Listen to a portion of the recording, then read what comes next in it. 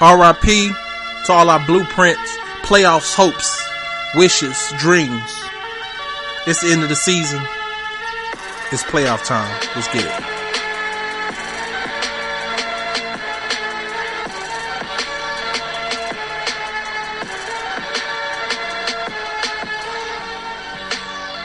This your boy Chef Scoop with the BML Blueprint version of the Two Scoops podcast. As y'all know, we got two scoops. One scoop is with the players, who did what, who's doing what on the field.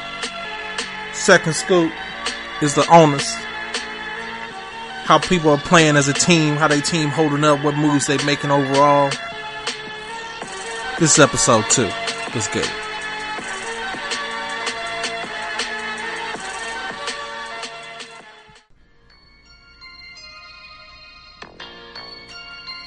All right, as we get into it, this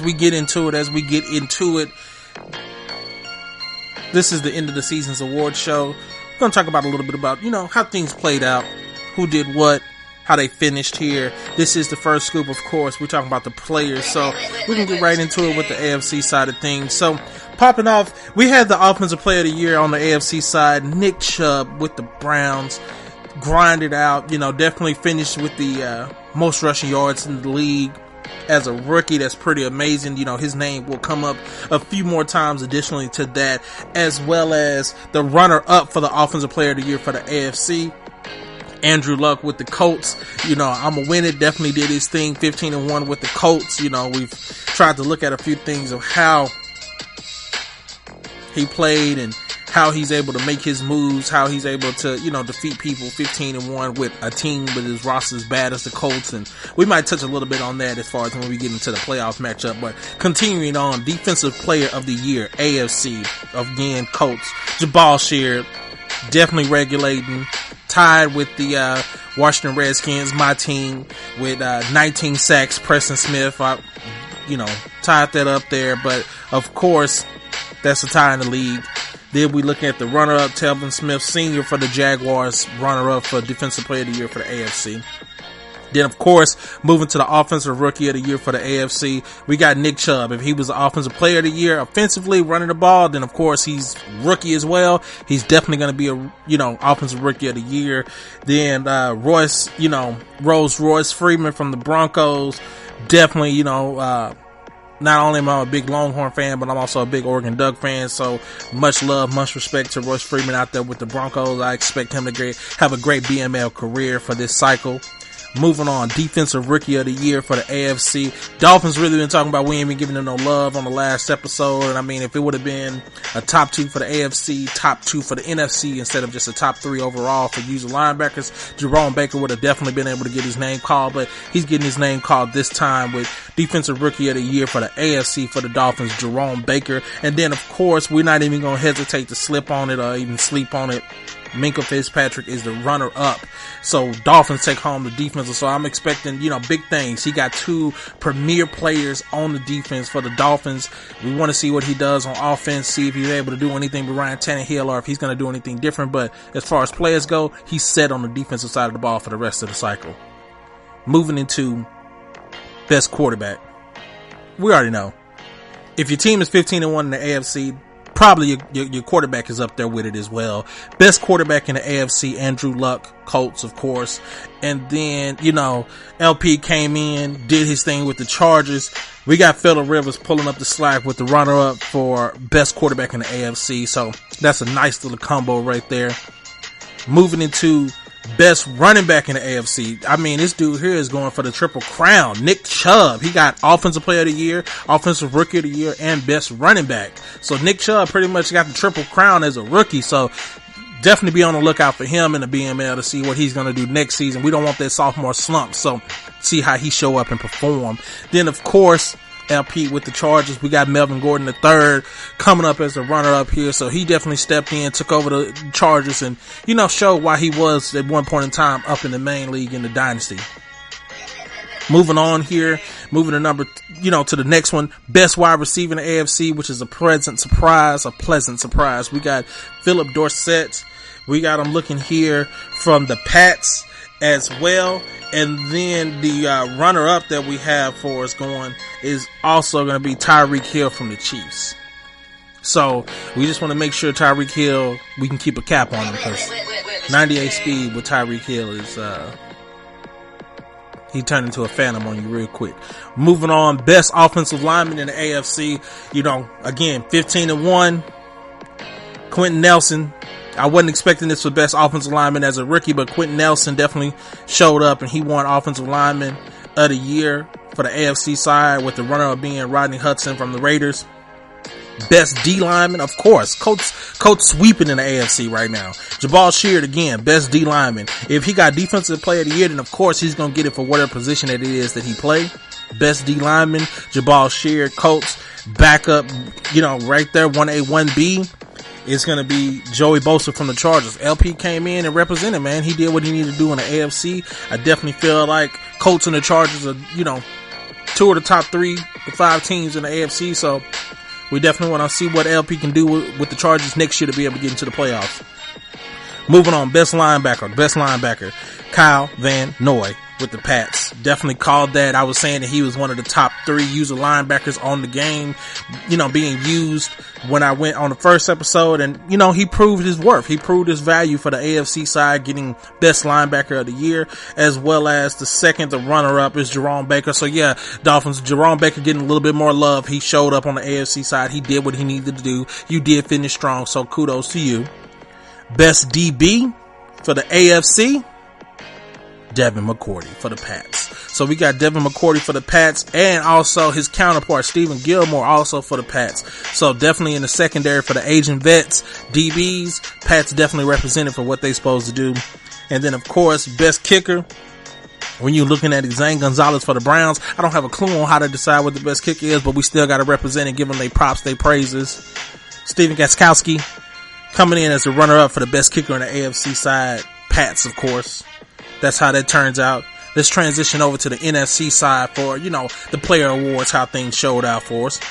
Offensive player of the year for the NFC side, Carson Wentz, Eagles. We expect to hear his name again a couple more times in this rotation, in this flow here.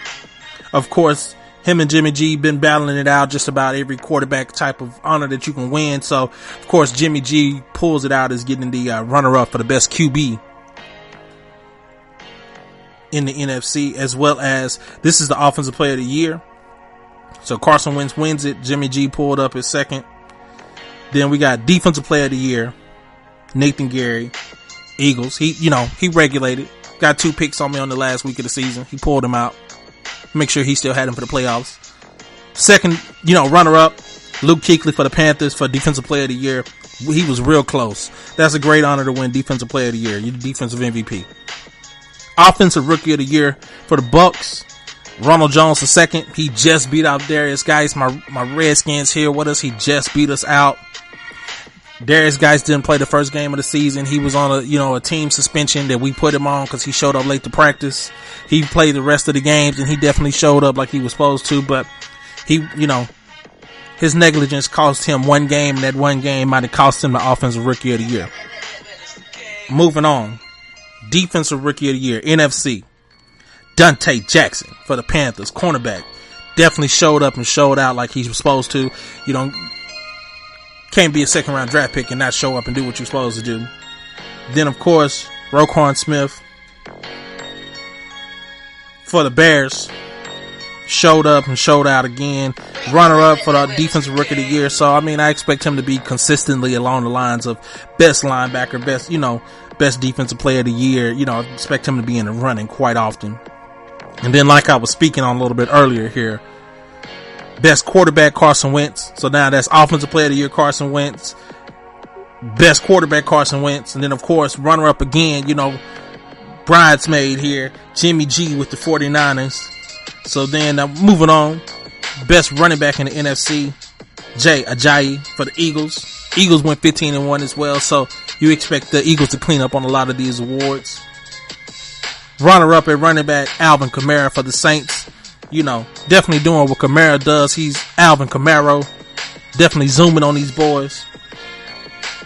Best wide receiver in the NFC, Nelson Aguilar for the Eagles. This boy here with the Eagles just, You got the best team on the game. If you ain't up here getting these awards coming to the podium, then I don't know what to expect from you. Runner up, Marquise Goodwin, 49ers. 49ers finished 14-2, so I expect them to get the second hand awards, but we don't give out participation awards, but we at least want to give them a honorable mention, a recognition. Best old lineman, we got Brandon Brooks for the Eagles. Runner up, his counterpart, Jason Kelsey for the Eagles as well. Eagles just cleaning up in the NFC, just like the Colts is cleaning up in the AFC. Let's keep it moving. Best D lineman in the NFC, from the Washington Redskins, from your boy team, Chef Scoop, we got Preston Smith. He had 19 sacks on the season from a sub rush linebacker spot. Not even a rush linebacker, just a sub rush end spot. We did what we need to do. We represented. We also had an interior D lineman with 16 sacks. So Redskins coming for the neck. Secondary runner up, Saints, Cameron Jordan, runner up, best defensive lineman. We also, moving forward, looking at best linebackers for the NFC. Luke Kuechly did get this one. We don't have a triple crown coming from Nate Gary in this one. We got best linebacker in NFC, Luke Kuechly, with Nate Gary getting the runner-up, the secondary. Best DB in the NFC. We looking at Marcus Williams from the Saints. With Adrian Amos Jr. for the Bears getting the runner-up. Definitely glad to see some different names than what we've been seeing up here. Best kicker in the NFC, Robbie Gould with the 49ers. Runner-up, Matt Bryant from the Falcons. Now the last two league awards. The most important. Well, we got to know who did what and how they showed out as far as being a coach on the field. Coach of the year goes to Peyton Manning for the Colts. Doing the most with the least. And then, of course, we also got the 49ers coach. I'm not even going to attempt to say his name, but the 49ers coach got the runner-up for the coach of the year. Then, the end-all, be-all, league MVP with the Carson Wentz. With Jimmy G playing second fiddle. Definitely getting the runner-up, moving forward. And that's for the players for the first scoop. Moving on. Moving to the second scoop. Second scoop, we talking about playoff projections, predictions. We got the seedings. We know who's doing what. We know who they lined up where. So we just got to give us our prediction of how it's going to play out. I'm going to start with the AFC side. So the first game, Pats versus Jaguars. Jags won in the regular season 17-9. So since the Jags won in the regular season 17-9, I expect the Jags to win this one. So I expect the Jags to move on. Definitely show up and show out. I expect them, since the Jags are probably got the Jags beating the Pats in this one, I expect them to go ahead and go and end up playing the Colts. Moving into the next game, we got the Ravens and the Chiefs. Chiefs won the regular season. I don't see why this would change anything now. I think we'll go ahead and move forward and progress. I think the Chiefs will go ahead and get the Ravens, and we'll move on to the divisional round for the AFC projections. I got the Jaguars playing the Colts in the divisional round, and the Chiefs playing the Chargers in the divisional round. I got Chiefs beating the Chargers, moving on to the conference championship. I got the Colts 15-1. He ain't lost a game other than a fluke. So I got him moving on to the conference championship, beating the Jags. Colts beat the actual Jags in the regular season, 31-3. So with that being 31-3, what I'm looking at here is we got a Colts versus Chiefs conference championship, with the Colts going to the Super Bowl. That's exactly what I'm expecting. That's what I'm predicting. We got the Colts as the AFC Super Bowl representative. Let's move to the NFC side.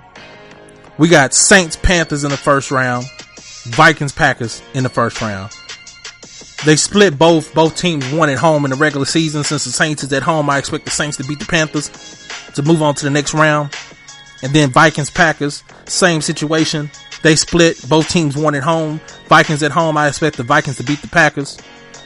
Moving on to the NFC divisional round. Vikings versus Eagles, Saints versus Niners. I expect the Vikings to show up but not show out. Eagles move on to the conference championship. The game that I've been waiting for, that I feel will be a drag out slobber knocker, Saints versus Niners.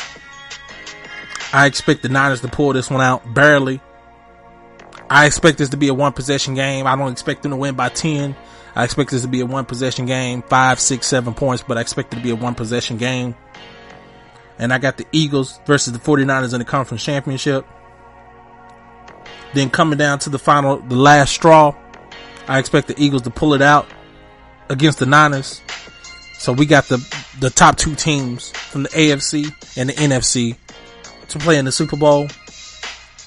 This time I got the Eagles winning the Super Bowl, pulling it out and hoisting another banner and another Lombardi back-to-back years. Other than that, that's been this episode of the Two Scoops Podcast. We'll have another episode come out when we get to the preseason.